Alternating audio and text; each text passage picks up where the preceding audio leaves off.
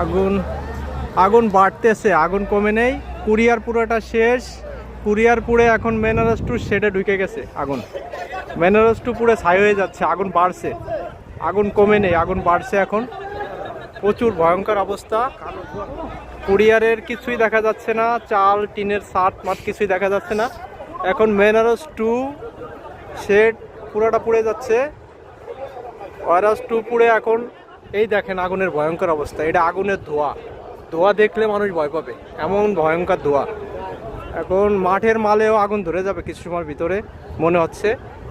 আর মেনারস two পুড়ে এখন ইসের দিকে চলে যাচ্ছে, গেট বির ওইদিকে আগুন চলে গেছে।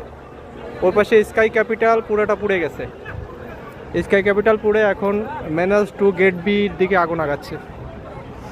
ফায়ার সার্ভিস আসছিল 2-3টার, পানি শেষ, পানি নাই এখন। এরা আর কাজ করতে পারতেছে না, সবাই বসে আছে।